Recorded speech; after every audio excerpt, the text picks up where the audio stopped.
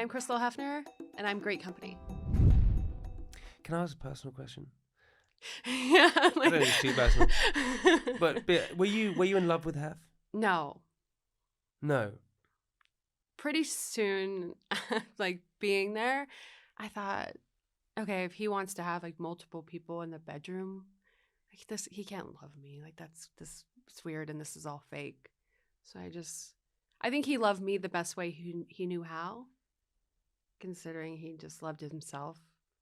Like he took up the most real estate in his heart with himself, and maybe like I had a small little part in there, and then maybe his kids after me, sadly. But really? yeah, he wasn't a very good family man. But I think he loved me the best way he knew how, and I think I cared about him in a way that kept me there for so long. But do you know what? And this is just from my own personal sort of analysis from it, right? Is that you still have this real sense of like respect for him, maybe because you're telling your story and it's your story and you're happy to say that. But when I mention him, you feel a bit reserved. Almost you don't want to say that, like him about not being a great family man. You don't quite want to say it because there's still this element of, I just don't. Why is that still there, do you think? If That's very interesting. I think I felt sorry for him. Really? Yeah, he was sad. It was sad. I think I don't know, his parents never showed him love. He told me that. All the girls, he was dorky when he was young, and all the girls that he had a crush on always went off with someone else, and his first wife cheated on him, and I think he started the company and brand to like overcompensate for all that stuff, and he had a void he was trying to fill. Other people do it with different things, and he tried to do it with creating this persona and all these women, and he was just sad. He was a sad old man at the end, and I felt sorry for him, and that's why he still wanted to be the man, and so I protected him. And yeah, it's incredible loyalty from you, though. It's weird. It is weird. It's like Stockholm syndrome or something. That's exactly what it feels a little bit like that. I know. It's weird. But it's okay. It's so, because at that it's point... so okay as well, right? Because that does how you're young. You know, I have friends, right, that I went to university with, and so I spoke about this on my last podcast. My parents weren't really around when I was a kid, but I was my parents had some money, and so they sent me to private schools and things like that, and I went to a boarding school and all that stuff. But so I always looked up to men because people weren't around that much. So I always kind of idolized men. Always wanted to be their friend, that kind of thing. And still to this day now, I have friends who was great friends from school and things like that. But the ones who are older than me and idolize, I still now go back to that sort of child when I'm around them, and I still become this little. That's interesting. Yeah, it happens a lot. Wow. And I hate it when I do it. I'm like, why am I still trying to be really funny around them or acting like this? And I'm like 35. What the hell's going on? But you just do that naturally, I think. Yeah. Yeah. So when you talk about him or things like that, you sort of almost refer back to this sort of loyal person that you were, because you almost see him as this dorky guy, so you feel sorry for him, and so you go, actually, you sort of see the side, you see that vulnerable side of him probably no one ever saw. Potentially. Yeah. Yeah, potentially. Was it real? It's like, was it real? Was it fake? But when he died, then were you sad? That's a great question. I felt guilt, which is weird. Why are you feeling guilty? Well, I thought, is there anything we could have done to save him? Something that could have been done differently. But he was 91. Like, he lived a good life. Like, yeah. It's very weird that I felt that in the beginning. But why do you think you did? I have no idea. I didn't leave the house for 6 weeks. I went into another bedroom and was in there for 6 weeks and couldn't leave. And his children went out to dinner, and the paparazzi were getting them. And I don't know how they could even leave the house. I just didn't leave the house. Do you consider yourself an extrovert or introvert? Introvert, 1,000 million. Really? Yeah, it's like percent. Like, so introverted. And why? And have you always known that? Yes. I've Really? always been shy, introverted, hiding behind my mom when I was younger. She's a Leo, and she's very outgoing, she's very extroverted, and so I think it made me kind of go the other way. What's your star sign? Taurus. I don't know why I even asked that. I didn't know. What's yours? Scorpio. Okay, water sign. Yeah. I'm Earth.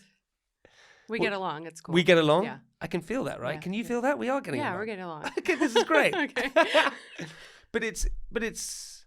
You're an introvert, so one would expect, right, that you wouldn't put yourself into that sort of limelight because you would almost shy away from it. I imagine introverts from, if I was to generalize, are people who sort of shy away from the limelight. They don't really like being in groups of people. They much more prefer being one-on-one. They're not loud, all those kind of things. And going into something like the Playboy Mansion and being part of that life, you almost have to change your whole character. Yeah. And that's then living a lie to yourself, which is detrimental in so many ways. Yeah, absolutely. Growing up, you would see the different celebrities, and the big ones at the time were like Pamela Anderson, Jenny McCarthy, Carmen Electra. You're like, oh, these women like are so powerful and have the world at their feet. You're like, okay, like I want to be just like them. But yeah, so I guess I just started molding myself into this, person I thought would be powerful or, better off than I was. And yeah, I ended up at the Playboy Mansion, and being introverted there is very, very hard. But you lose yourself completely. I became some other weird version that I dug out of who knows where. How does that happen? Because from my understanding, you're very young, and you get invited to go, is it to the Playboy Mansion? You get invited to or work with Playboy, and you think it's this glamorous place. And that's when you first meet Hef. Is that right? Yeah, so I got invited to submit a photo to potentially go to a party. So I submitted a photo. I didn't think I'd get picked, but I ended up getting picked and invited to the Playboy Mansion Halloween party in 2008. But who says to you submit a photo? Who says that? A friend of mine had a contact, so she asked me if I wanted to submit a photo and potentially go with her. So she had a contact to, I don't know, one of the casting offices or people. Something. Yeah. Yeah. And so you then submit the photo, it gets picked, and you go. Yes. And what's it like when you first arrive? It was incredible. The house itself is massive and beautiful, and it's on like 5 acres, like rolling hills, and it reminded me of like a beautiful home, like in the like the countryside here, like. Yeah. So it took me back a bit, and there's this big winding drive, and there's a sign that says Playmates at Play. So you go up, and the house is just lit so well, and I remember there was women that came out and they had trays and they were all body painted. I'm like, whoa, what are they wearing? They're just body painted, and they're like handing stuff on. I don't know, remember what was on their tray. I was just like watching them like, whoa, this is crazy. And then go to the backyard, which is where like most of the party was, and the stage. And it just, the champagne's flowing and all these fancy things are there. And they spend a lot of money. They used to spend a lot of money on parties. Like, I think it was like 400,000. 400,000? On one evening. Yeah. That is wild. Yeah. And you have celebrities and everyone there. And then when was the first time you meet Hef? Well, we were walking around checking out the party and the animals. There was a zoo there. It's just very incredible. It felt like Charlie and the Chocolate Factory, and Hef's Willy Wonka. And I hadn't seen a celebrity in my life. And all of a sudden, there was a wave of people like coming from the house into where the cabanas were. And my friend, she said, oh, that must be, she's my extroverted friend. Like, oh, that must be Hugh Hefner. He's coming out. Let's go. She pulls me across, and we're following this crowd, and Hef goes into his cabana and sits down, and it's all roped off. And so she pulls me to the front, and we're standing in front of the ropes. It's like in the book I talk about, It's like you're watching the animals in the enclosure, like Heft's in there with a couple girls, and you're outside and they're in the enclosure. Like we're at the zoo just checking them out. And my friend starts waving. He looks over at her, and then his gaze kind of fell on me. And there's a photo of that moment in the book. Really? Somehow one of Heft's staff like took a photo of it. But yeah, I'm standing at the ropes. He's looking at me, and I look back. I'm like, whoa, it's me. And he motioned his security guards to come and bring me into the cabana. Whatever Heft wants, Heft gets. And so the crowd parted, and I went into the cabana and sat right next to Heft. And my soul left my body at that point, I feel. Yeah, strange. Were you feeling special? Yeah, I was feeling very chosen. Yeah, like that's what it feels like, a little bit. Like the little green aliens in Toy Story. Yeah. Yeah, that's literally what it is. It feels like that, right? You have been chosen. It's like going up on the claw. Because it does feel like that a little bit. You don't know where you're going, but it's, yeah, but you think it's going to be amazing, I guess. Because it must have felt amazing, because you this is the first time you said it yourself. You'd never seen a celebrity. You'd never experienced this world. You never thought you were going to be picked. And then suddenly you're at this incredible party. And not only that, you're being picked by the king of the party. Yeah, I'm like, whoa. Yeah, it was weird. What was the first thing he said to you? He asked me what, hi, I'm Hugh Hefner. And in my mind, I'm like, as if I don't know what your name is. I'm like, I'm Crystal. And he asked me where I was from and what I did. And I was like, oh no, he's asking me what my job is. And I don't have a job. Because I was in school studying psychology. But thinking back, like, that's even better, right? I'm younger. So I said, I'm in school. I'm studying psychology at San Diego State. And he said, oh, I study psychology at the University of Illinois. I'm like, oh, cool. Like, something in common. And we were just chatting for a while. And then he said, we have movies throughout the weekend. I'd like to invite you to come in the house and come stay for the weekend. And if you want to. And I was like, yeah. Yeah, he was magnetic and charming. And is he charismatic? Is he charming? He is all those things. He must be, right? Yeah, he was. Yeah. Mm-hmm. And your friend at this point, where is she? Your extroverted friend is behind the rope? I don't know if we were separated on purpose or if it was because she wasn't his type physically. I'm not sure. But she didn't come. She was not invited. Looking back, that's kind of a big moment, right? Because it changed my life forever. Completely. Yeah. That's the you know, there's that, I don't know if you've ever seen that movie Sliding Doors, right? With who's the movie with Sliding Doors? Gwyneth Paltrow. Okay. Have you ever seen this? No. You got to watch it. Okay. It's a movie where it's two lies, but Gwyneth Paltrow plays, where she just misses a train by the door slide, but and in the other part of her, in the other story of her life, she gets on the train. And it's the point of these moments in life that we have that really change it. And that moment there, that you walked at that point, you got to that position at that point, butterfly, anything could have changed. Mm-hmm. And your life would be completely different. Completely, yes. Is there any part of you, and this is a big question, any part of you that sort of would change that moment? No. No. You don't regret any of that moment that happened at all? No. Because it led to you doing all the things that you're doing? Yeah, I guess I also didn't know any better at that time. And yeah. So you then go to the Playboy mansion and you get invited in, and how many people are living there at the time? What is it like? If you had to describe it again, what it was like then, what was it like? It was surreal. It was beautiful. You know, Playboy is,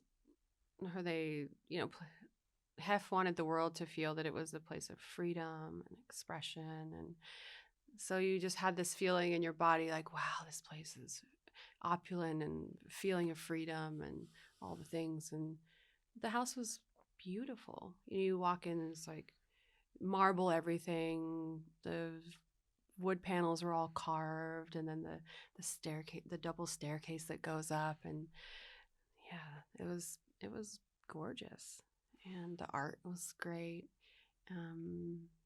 Yeah, you just feel you're transported to a whole new world. And I live like apartment to apartment before that, so seeing like carved wood when I'm used to just plain walls, it was very different. I'll tell you a story. This candy brand. I was saying Candy Kittens, right? So that's my sweet business. Amazing. And I started it it was started 14 years ago, a long time ago. And the reason I started, so it was called it Candy Kittens, and I was at university, college at the time. And I was sitting there and I was doing no work. And one of my friends, who I'm still friends with today, said, "What are you going to do?" And I said, "I'm going to set up a sweet company." She said, "What are you going to call it?" I said, "I'm going to call it Candy Kittens." She said, "Why?" I said, "Well, candy is the international term for sweets, and the kittens are going to be the beautiful, amazing people to represent the brand." And I had modeled it off Playboy. What? Yeah. What? Yeah. Wow. And that's why the logo was similar and things like that. Because I was in. Is it still the similar? What's the logo? The logo is a cat. See that cat face? Yeah. And I then got it tattooed on my leg. All these different things when I was younger. So it's like the rabbit head logo, but a cat. Completely. That was my inspiration behind it, because I was a huge fan of Playboy. I was a huge fan of. I watched obviously the TV show Girls of the Playboy Mansion, which was I grew up with, and I was just a huge fan of the brand. This is no word of a lie. When I was 8 years, I can't believe I'm telling you this. What's happening? When I was 8 years old, I must have been maybe 10 years old. I went to a place called Club Med, which is like a place where you can go and it's all inclusive. So it's great for kids. You have scuba diving, surfing, whatever you want, and the food you pay on like stickers or whatever it is. And my parents had just got divorced at the time, so my mum took me and we went with family friends. And every day I'd walk past a magazine store, and on the top shelf was a Playboy. And every day I'd look at it. And I was 10 years old. Every day I'd look at it.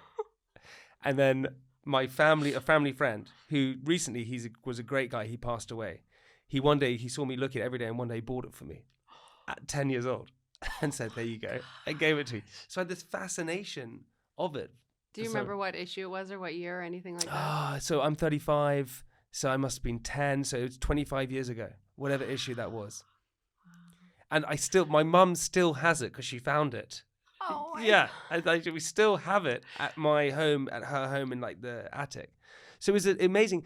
And, it's interesting, right? Because you're being in there, and for you going in there, you're suddenly arriving at this sort of iconic kind of place. It must have felt incredibly surreal. Yeah, it did. Yeah, because everyone, loved Playboy as we. Well, I understand the glamour and appeal. I totally get it. Yeah, what was it that drew you to it? It was it was the sense of freedom. Yeah. But you see that, but on the darker side, you don't realize that there's a darker side to it all. Yeah, I understand how people like the lifestyle and things. Yeah, I can understand that. When did you start getting close to Hef then? When did that start happening? Well, Hef was very narcissistic, and so I think it's pretty hard to get that close to somebody who's that way. Can you explain in terms of being a narcissist? What do you mean by that? What narcissistic traits did he have? He was controlling. Mm-hmm. He was manipulative. He only wanted to speak about himself. He only wanted to, he just wanted to talk about himself, his legacy, the company. People would bring articles about him, and he'd love that. And so as long as I was talking about him or something to do with him, it was fine. And I just thought that was his personality, and I didn't have the term then, but it was his world. And I don't know if he helped society or hurt it, if I'm being honest. What do you think he done? Do you think he's hurt it, or do you think he's hurt society a little bit? Well, yeah, because I do think beauty is subjective. Agreed. And what he's done, he's just put the type of person he was attracted to in the magazine most of those years. And so it's like he's fed it to people just kind of what he likes. It wasn't really, that much freedom, I don't think. Now I think it's gotten a bit better since the company sold and somebody else has it. I think it's more wide of a range and different people and values. But yeah, I mean, he was into that skinny blonde with implants look. And that was, so it's like, if you don't fit that, then you don't feel beautiful. Yeah, I didn't have implants. I didn't have blonde hair. And so you're like, okay, I'm not worthy. I don't have value. And so I think that's that's hard, and that's something he pushed out that was wrong. Yeah, because then that, if you don't feel worthy, that just breaks you down slowly because you just don't think you're good enough. Yeah. You know, you then start getting close to Hef. Is it competitive in there with other girls? And it really is? Yes, very competitive. Feels like one big sort of band that you want to be the lead singer in. That's what it feels like a little bit, no? Yeah, more like a cult. Yeah. It's a better way of putting it. It's a better way of putting it. I think like a group like, I was just going to say maybe like a group like the Pussycat Dolls or something, like an actual like band or group had it better, but I don't think they did, to be honest, because I'm friends with a couple of them. Yeah. Like that sucks. She's like, it was pretty intense. So it was kind of like what do you mean that it was kind of a cult, if you had to explain that? Well, I talked to a couple people who have been in cults, and I feel that we related so much. In what ways? Just people pleasing, mainly. Feeling like you're nothing without the specific person, and being controlled, manipulated, everything. Do you think that was purposely done? Heft's secretary once said to me, Heft takes in the broken ones. And that really got to me, because I'm like, oh gosh, like that's me. Really? Yeah. And besides me, there were twins that lived there. Yeah. They were 19. And they came from a pretty broken place as well. So look, we all have vulnerabilities, and we all have different things that we have growing up, or in lots of ways. You know, we spoke about it. You had a lot of grief. You had a lot of different things going on. Yeah. Do you think you knew were you anxious? Were you were obviously an introvert, you said. How were you broken, do you think? How do you think you were broken in many ways?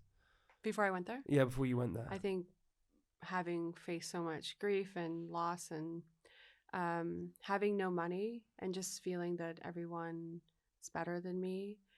My mom remarried to get her green card in America. This guy named Lyle, I mentioned him in the book, and he had a daughter that he treated really well, and he treated me terribly. So I learned quickly to just keep myself small, make sure everyone else is happy. So I think was the perfect, type of personality to be at the mansion. And I didn't know who I was at all. And because I didn't know who I was, it was dictated to me by Hef. And that's dangerous. I talk about that, where if you don't know who you are, it can be dictated to you by someone else. And when it's given to you, it can also be taken away.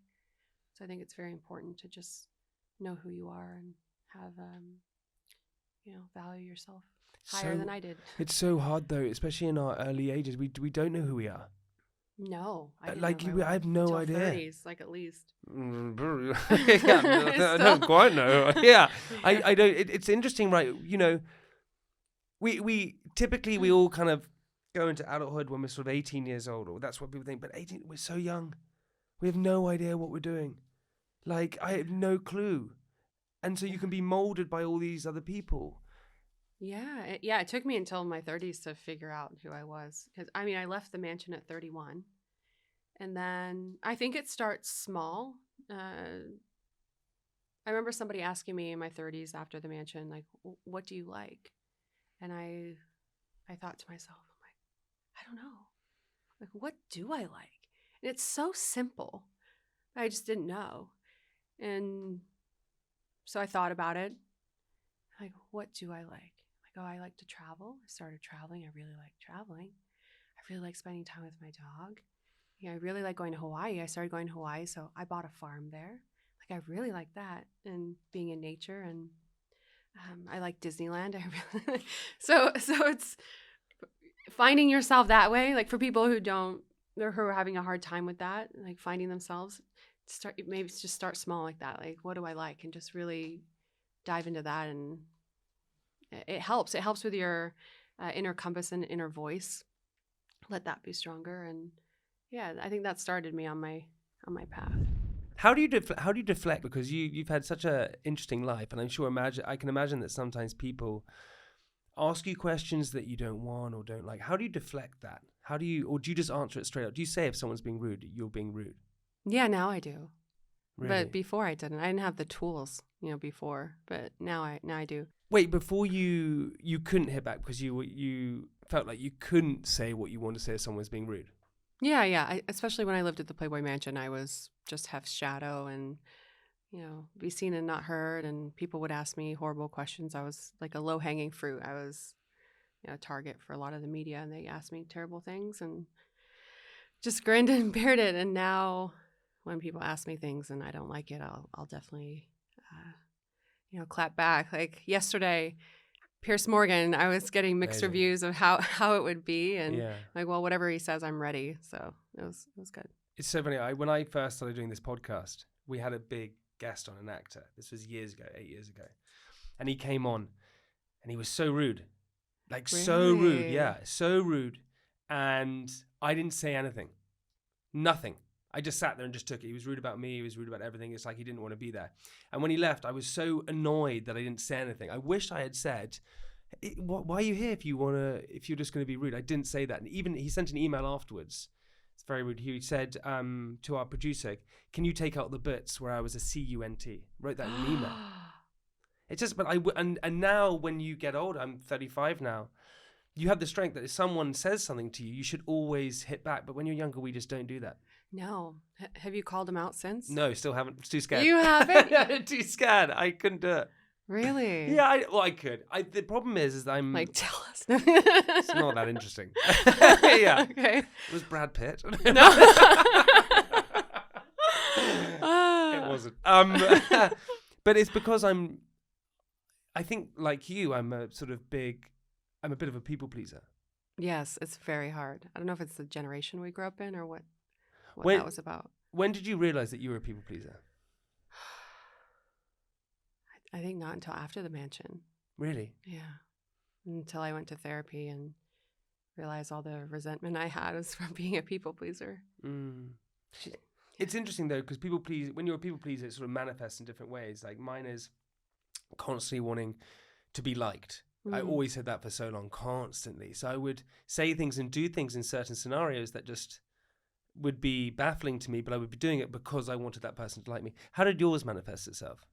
I think it's just keeping myself small and letting other people rise, especially with Hef. Just, anything he wanted. I became his mirror, like reflecting his self-importance back at him, and just stayed small. You stay small and let other people shine, and just, anything anybody needs. And you lose yourself, and then you get resentful, and it's hard. You don't want to be at the end of your life just regretting everything. It's sometimes quite hard to kind of see the light, and when you're in it, you don't realize how you've been treated or how you've behaved or what you've done until you step out of it and go, God, what was I doing in that scenario? Yeah, exactly. Yeah, people ask me a lot, like, oh, why did you stay? And if it was so bad, why did you stay? Like, I didn't have the tools then. I didn't realize then. It took me, like, in time and space to realize what went on then, what went on there. And, we talk about mental health more now. And we have terms now that we didn't have when I was there. I didn't really know what a boundary was when I was in the mansion. I didn't really know what a narcissist was when I was in the mansion. I just assumed that was Hef's personality, just had a strong personality and liked what he liked. But misogyny. This was pre-Me Too when I lived there. Me Too happened a month after Hef died. So, yeah. Wow. It's just, you just think, oh, this is the way it is. And the media praises him and everyone loves him. So you just think, okay, so maybe something's wrong with me. And I need to, just work on myself. When people say those things to you, why didn't you leave? I hope you now hit back at them or you just say, don't ask me a fucking stupid question. You should say that now. Yeah. I started off by just, I don't know. Now I ask people, like, have you read the book? Because it's in the book. And the first media thing I did, like here, he kept drilling it. And I just thought, oh, has he read the book? And But then we stopped talking, and he was rude to his staff that worked for him. So I'm like, okay, this explains it.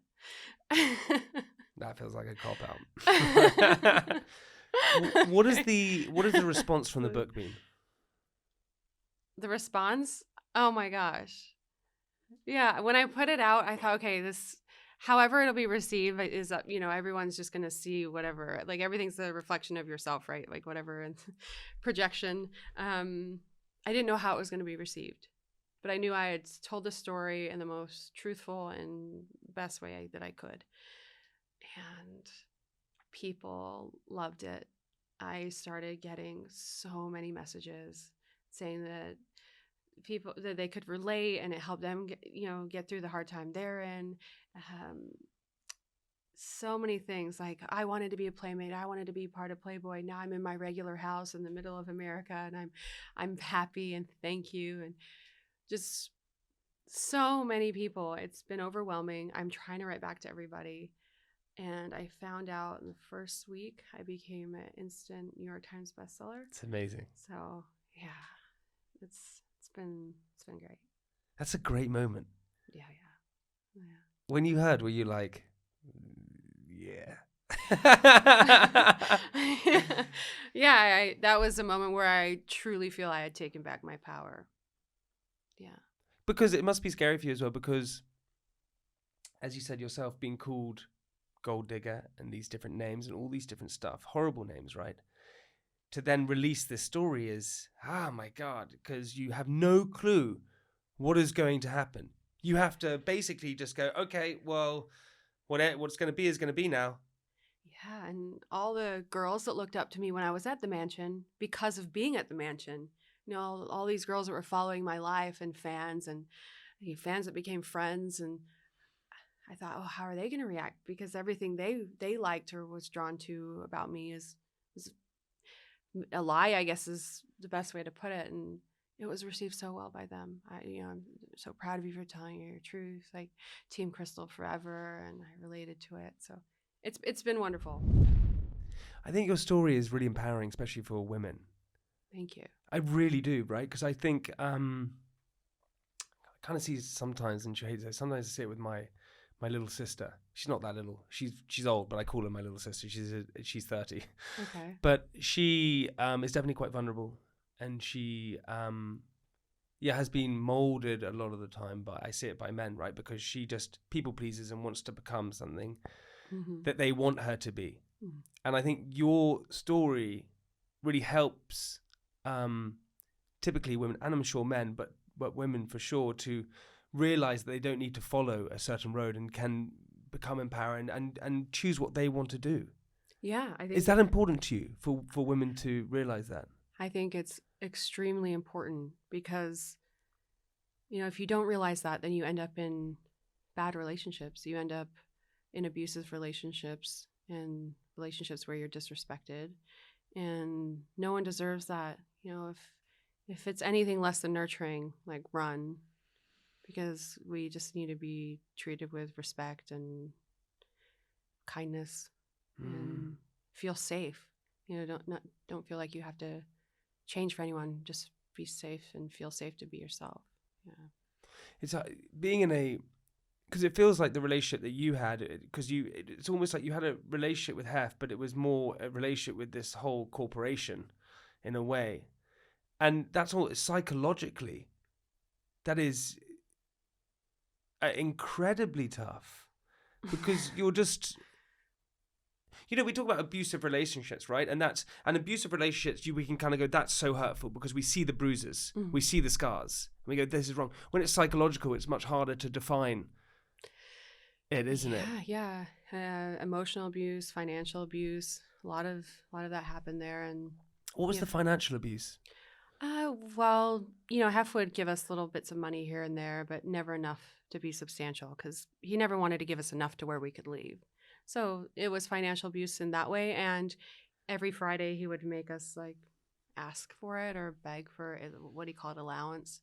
It's like $1,000 every Friday. And you'd have to go into his room and say, oh, Hef, can I have my allowance? And then he'd open the thing with his key. It was like a whole whole thing, and then count like 100, 200. Get out of here. And then collect the little pile and hand it. Yeah, it was demoralizing. It was terrible. And that whole place, like, and it's pre-Me Too. Yeah. So all Heft's friends were weird. And you just assume, oh, this is just how men are. But most men don't act that way. No. And I do believe that it was some weird, like, social experiment in time that will never be repeated again. It can't ever be repeated again. The world has shifted, and yeah, just I'm collateral damage from that time. Now that you having written the book and now where you are now, what have you discovered about your character that you didn't realize you were? I think I'm stronger than I thought I was. I'm smarter than I thought I was, and I can accomplish more than I ever thought I could. Really? And I think that's inside everybody. Completely. Yeah. But it's hard, like I said, to realize that until you get out of these situations, then sort of go, right, because you've got the strength now to write the story. And most people who don't, when they've been through hard times, don't really talk about the story. What gave you the strength to write the story?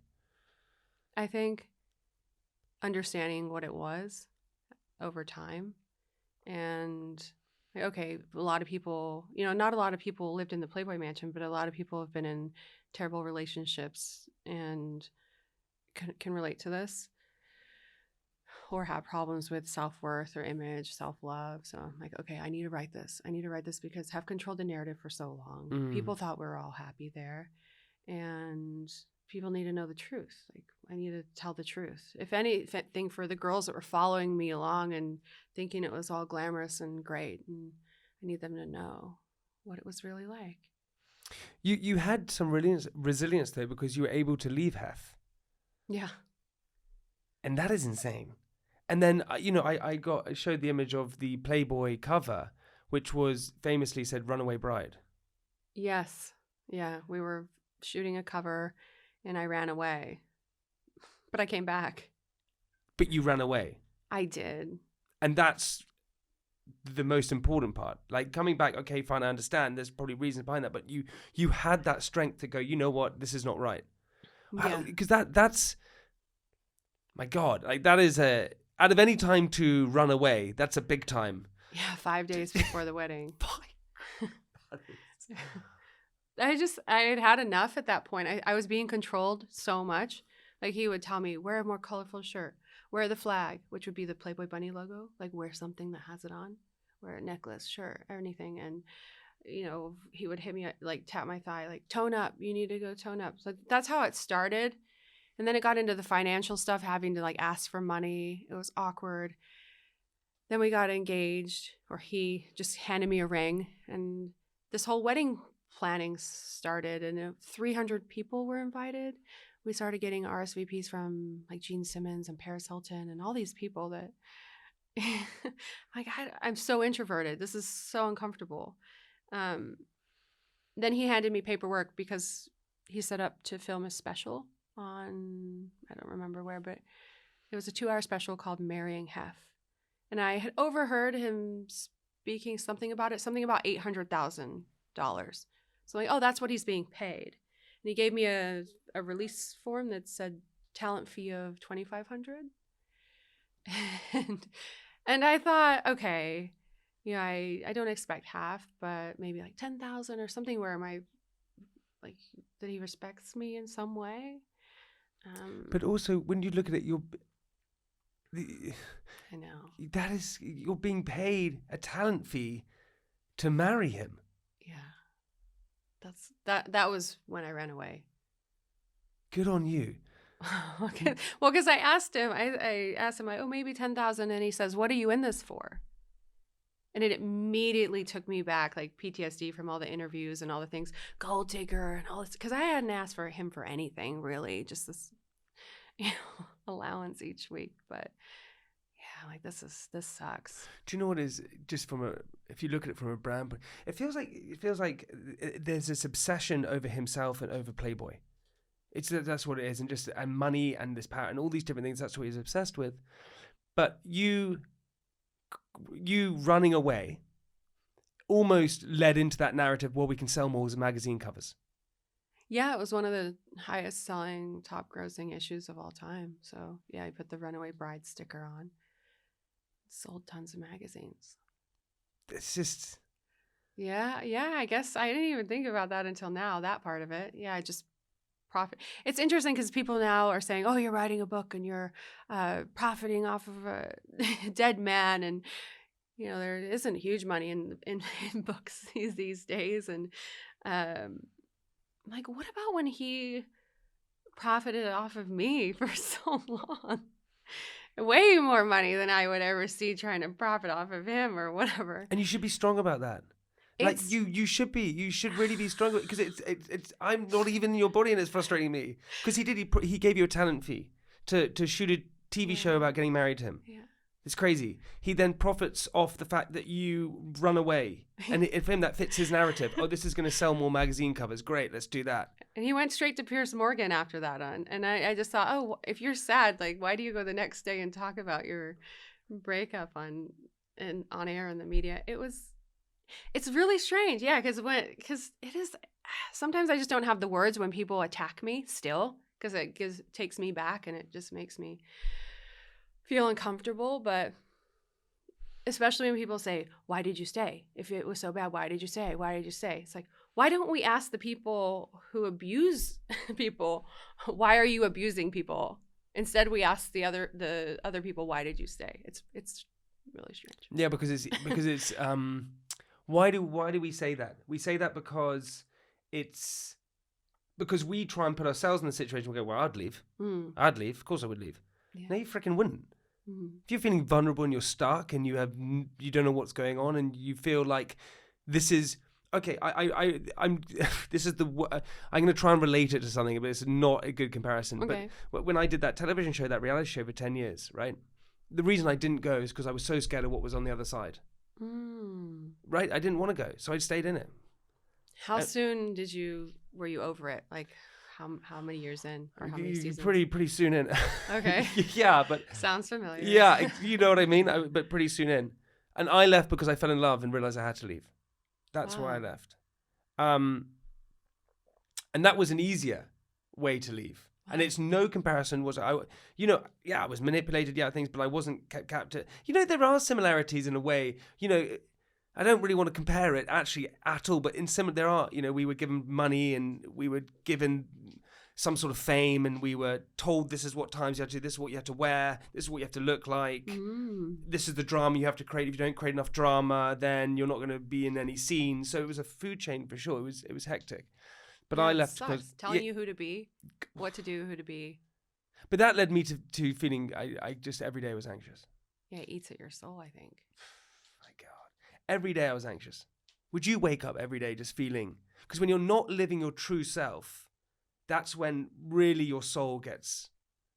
Yeah, anxiety, paranoia. There was nowhere I could really have privacy, and I would see shadows of someone walking by the door. I always thought it was someone listening to every conversation I have when I call my mom and say, I hate it, I feel trapped. It's very anxious feeling, paranoia. Do you still want to be small? Because you said earlier that you just wanted to be small. Do you still want to be small? No, I don't think I'm small anymore, but I'm still introverted. So I'm not someone who wants to be famous or anything like that. Like I just want to show up and tell my story and hopefully help people. Really? You still have your name Hefner. Yes. But your original name is Harris. Yes. Are you going to change back to Harris? Yes. So I'm talking to like Twitter and X. I don't know. X one now. Of them. X. You're telling to Elon. And Instagram and all those to try and figure out how to swap all that back. Yeah. I don't need that name. Because your story is honestly amazing. And what I just love is that you really are empowering, I think, women out there who are in similar situations, perhaps feeling stuck in relationships or stuck in scenarios that they can't escape from. And I think you're giving them the strength to get out. So I just encourage people to read that book. Thank you. 100%. We like to end the podcast with 8 questions. Yeah. And you can take as long or as short of them as you want. And you said to me you were asked these, but you were like, these are weird questions. But I try. couldn't think of any answers yesterday. We can do it together. I still can't. I'm like, Yeah, you wait, can. We've got this. We've got on this the spot, together. so- okay. We're going to do it together. You ready for this? Yeah, I think I know the first one, and I don't know. It's like a phrase or saying. Okay, what? The first question is, what saying or phrase or something, there's something that cheers you up or makes you smile? It can be anything you want. Hakuna Matata. Told you we did it together. There you go. It's great. You're the song you had stuck Can in your you feel? I can't get out of my stuck head. in your head. So I Hakuna thought Matata. of Hakuna Matata. What is the best compliment anyone's ever given you? I think something that has nothing to do with what I look like. Anything. I mean, now I'm getting older, so it is. I'll get more of those hopefully, but yeah, something about who I am as a person. That's amazing. You must get incredible responses from the book and from the women. I'm sure that must be amazing as well all the time. I love it, and I try and share them as much as possible so that other people can read them and not feel alone. What scares you the most about yourself? I think I'm afraid to get stuck in a bad situation again. So That's fair. But maybe I've evolved where that won't happen. So we'll see. When was the last time you cried? When the whole publishing team called me and said the book became a bestseller. It's good. That's great. What's something you can't let go of? I think I'm still fearful about a lot of things, so fear. Great answer. What's something you'd be embarrassed for people to know you like or want? These are hard. They are hard. I don't know. Like, I love singing Spice Girl songs. You do? Love it. I love it. I play them loud. Yeah. Yeah. I mean, I'm obsessed with Disneyland. Like, I have a Soho membership to Disneyland. Sorry, what's that? What is that? It's called Club 33. Okay. So I guess some people think that's Sounds cool. silly. Yeah, anything Disney related, I think, because a lot of people say it's for kids, but it's not. Favorite Disney princess? Ariel, Little Mermaid. Great shout. What turns you off? Misogyny. Great answer. What turns you on? Respect. What do you like most about yourself? My ambition. Great answer. And for a bonus one, what's your favorite swear word? None of them. You're not going to do it. Okay. Crystal, thank you so much. That was honestly amazing. Thank you so much. It's been incredible, and just being such a just a viewer of everything that the Playboy is about, and then speaking to you and seeing how your incredible book and it's empowering so many people. It's amazing. So thank you so much, and thank you for sharing your story. Thanks for having me. See you later.